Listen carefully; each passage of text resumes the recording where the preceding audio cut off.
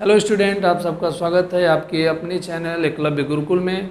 और मेरा नाम है विशाल पटेल और आज हम देखने वाले हैं चैप्टर नंबर 1 विद्युत आवेश तथा क्षेत्र का लेक्चर नंबर 6, जिसमें आज का हमारा मेन टॉपिक होने वाला है वैद्युत बल रेखा और वैद्युत बल रेखा के गुण। तो उसको हम स्टार्ट करने से पहले जो हम पिछले क्लास में आपको क्वेश्चन दिए थे उसके बारे में थोड़ा बात कर लेते हैं।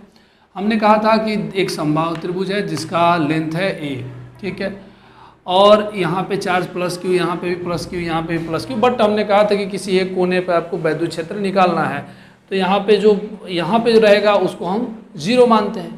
तो यहाँ पे हम पॉइंट P पे वैद्युत क्षेत्र हम निकालना चाहते हैं, एक किसी कोने पे हमने बोला था।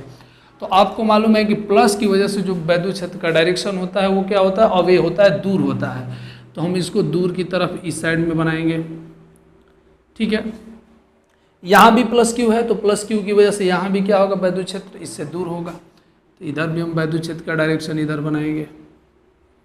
क्लियर है? क्योंकि समबाहु त्रिभुज है तो यहाँ का एंगल है 60 डिग्री, तो यहाँ का एंगल भी कितना हो जाएगा, 60 डिग्री। दोनों को हम इसलिए लिखे हैं क्योंकि दोनों चार्ज ये बराबर हैं, Q और Q है। यदि Q और एक 2Q और 3Q ऐसे रहता तो हम E1 और E2 लिखते हैं। यहाँ 60 डिग्री हो गया। इसको दो टाइप से हम कर सकते हैं। एक तो हम समांतर चतुर्भुज का नियम लगा सकते हैं जो सदिश योग के लिए पढ़ाया जाता है क्लास 11th में, या इसको हम दो घटकों में डिवाइड करके। तो हमने कहा कि इसको हम एक ऐसे बीच से एक डिवाइड वाला वैल्यू निकालते हैं। तो यहाँ से 30 डिग्री ये हो जाएगा और ये कितना हो जाएगा, ये भी 30 डिग्री हो जाएगा। दोनों का घटक हम तोड़ देते हैं। पहले फर्स्ट वाले को इसको तोड़ते हैं तो थीटा वाले में ये हो जाएगा E cos 30 और इससे 90 डिग्री पे हो जाएगा ये E sin 30। क्लियर है? फिर इस वाले के लिए भी इस साइड में E cos 30 और इससे 90 डिग्री पे ये हो जाएगा E sin 30। क्लियर है? अब ये चूंकि E sin 30 और E sin 30 जो एक दूसरे के विपरीत हैं और बराबर हैं, इसलिए ये क्या हो जाएंगे, कैंसिल हो जाएंगे। तो नेट यहाँ पे कितना बचा, E नेट हमें निकालना है। तो कितना, E cos 30 और E cos 30 मिला के कितना हो जाएगा, 2E cos 30। यहाँ से 2E cos 30 का वैल्यू कितना होता है, √3/2। 2 से 2 कैंसिल अर्थात √3E। अब आपको मालूम है कि किसी एक चार्ज की वजह से किसी बिंदु पर इलेक्ट्रिक फील्ड कितना होता है। तो बहुत आसान है, E का मान कितना, KQ बटा में डिस्टेंस का स्क्वायर अर्थात A²। तो ये हो गया आपका आंसर। समझ में आ गया होगा, इसको आप नोट कर लेंगे। और हम आगे चलते हैं वैद्युत बल रेखा के।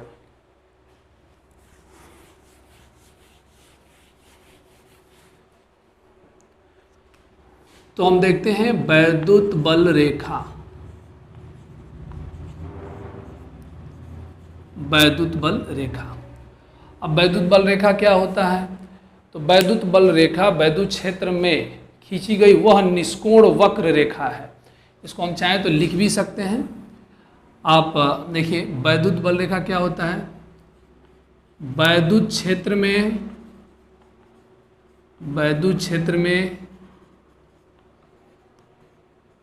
खींची गई वह निष्कोण वक्र रेखा होती है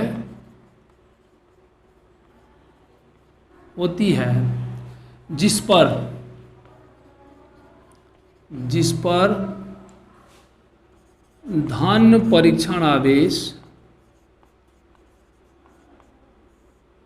धन परीक्षण आवेश गति करता है। क्लियर है? तो विद्युत क्षेत्र में खींची गई वह निष्कोण वक्र रेखा जिस पर धन परीक्षण आवेश गति करता है, उसी को हम क्या कहते हैं, विद्युत बल रेखा। ठीक है। अब विद्युत बल रेखा का गुण देखते हैं, गुण क्या होते हैं। तो गुण है फर्स्ट, विद्युत बल रेखा धनावेश से चलकर ऋणावेश पर समाप्त हो जाती है।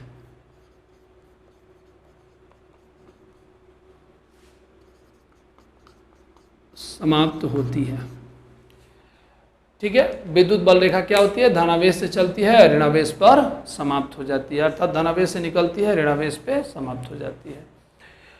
इससे हमें क्या मिला कि विद्युत बल रेखा बंद आकृति नहीं बनाती है, बंद लूप नहीं बनाती है। ठीक है, तो हम लिख सकते हैं यहाँ पे कि विद्युत बल रेखा बंद आकृति नहीं बनाती है। आप लोग अच्छे से नोट्स बनाएंगे, मैं तो थोड़ा शॉर्ट लिख रहा हूँ, जो लोग भी देख रहे हैं वीडियो वो थोड़ा सा अच्छे से नोट्स बनाएंगे। ओके, तो बंद आकृति नहीं बनाती, तो कैसा आकृति बनाएगी? खुला आकृति बनाएगी। ठीक है। थर्ड, विद्युत बल रेखा के किसी बिंदु पर खींची गई स्पर्श रेखा विद्युत क्षेत्र को प्रदर्शित करती है। तो इसके बारे में लिखेंगे हम, विद्युत बल रेखा के किसी विद्युत बल रेखा के किसी बिंदु पर खींची गई स्पर्श रेखा, खींची गई स्पर्श रेखा क्या करती है? विद्युत क्षेत्र की दिशा को प्रदर्शित करती है। विद्युत क्षेत्र की दिशा को प्रदर्शित करती है। ठीक है, 3 यहाँ पे गुण हमने पढ़ा। पहला, धनावेश से चलता है, ऋणावेश पे समाप्त हो जाती है, जिसकी वजह से ये क्या होती है? क्लोज लूप नहीं बनाती है, बंद आकृति नहीं बनाती है। और विद्युत बल रेखा के किसी बिंदु पर यदि हम एक स्पर्शी खींचे तो वो किसको? विद्युत क्षेत्र को प्रदर्शित करती है। ठीक है, नेक्स्ट हम लिखेंगे कि विद्युत बल रेखा एक दूसरे को कभी भी नहीं काटती है। एक दूसरे को क्या नहीं करती है? एक दूसरे को कभी भी नहीं काटती है। विद्युत बल रेखा एक दूसरे को कभी भी नहीं काटती है।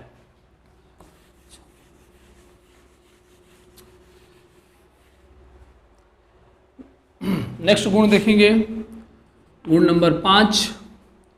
विद्युत बल रेखा की जो संख्या होती है वो विद्युत क्षेत्र की तीव्रता के अनुक्रमानुपाती होती है। विद्युत बल रेखा की संख्या समानुपाती होती है किसके? विद्युत क्षेत्र की तीव्रता के। समानुपाती का अर्थ क्या हुआ कि जितना ज़्यादा विद्युत बल रेखा उतना ही ज़्यादा विद्युत क्षेत्र स्ट्रांग होता है, मजबूत होता है।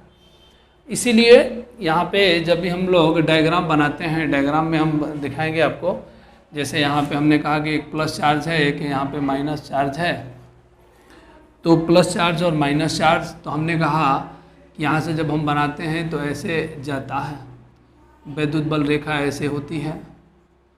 ठीक है, तो जैसे जैसे विद्युत बल रेखा पास में जाती है तो पास में रहती है तो नज़दीक नज़दीक रहती है, और दूर में थोड़ा सा दूरी बना लेती है। तो यहाँ पे हम देखते हैं कि कम एरिया में ज़्यादा संख्या है, यहाँ पे कम एरिया में कम संख्या है। तो कम संख्या है तो विद्युत क्षेत्र यहाँ थोड़ा कमज़ोर होगा और यहाँ पे विद्युत क्षेत्र मजबूत होगा। ठीक है,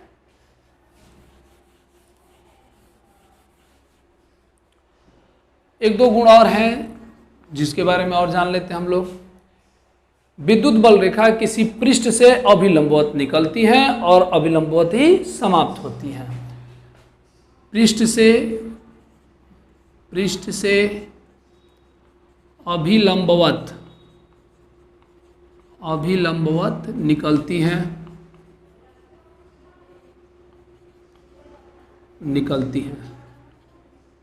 और समाप्त भी कैसे होती हैं? अभिलंबवत ही होती हैं। अभिलंबवत निकलती है, अभिलंबवत समाप्त होती है। नेक्स्ट और लास्ट गुण रहेगा ये कि जो विद्युत बल रेखा होती है वो किसी पृष्ठ के अंदर से नहीं गुजरती है। विद्युत बल रेखा किसी पृष्ठ से होकर नहीं गुजरती है, अर्थात हम ये कह सकते हैं कि यदि कोई सरफेस है, अर्थात ये गोला है, तो मान लीजिए गोला है, तो गोला से विद्युत बल रेखा यदि हम गुजारेंगे तो वो पृष्ठ से जाएगा, पृष्ठ से टकरा कर वापस आ जाएगा, अंदर नहीं एंट्री करेगा। तो जब अंदर ही एंट्री नहीं करेगा तो ये गोले के अंदर विद्युत क्षेत्र क्या होता है, शून्य होता है, जो कि हम आगे प्रूफ भी करेंगे। ठीक है, तो इससे आप एक थ्योरेटिकल रूप में भी आप समझ सकते हैं। तो ये 7 गुण हैं, 7 गुणों को आप अच्छे से याद कर लेंगे और अच्छे से नोट भी कर लेंगे। और वैद्युत बल रेखा से रिलेटेड डायग्राम कुछ हैं जो कि हम यहाँ पे आपको बना के दिखा देते हैं।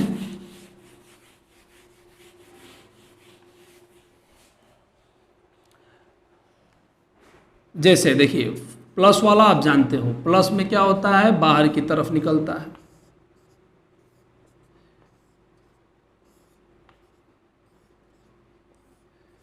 माइनस में आपको ऑलरेडी मालूम है, माइनस में वैद्युत बल रेखा माइनस चार्ज की तरफ होती है।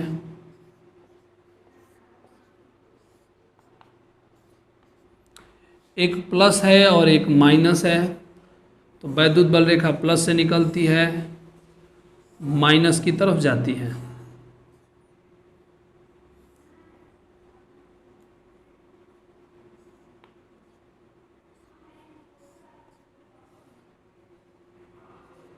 वैद्युत बल रेखा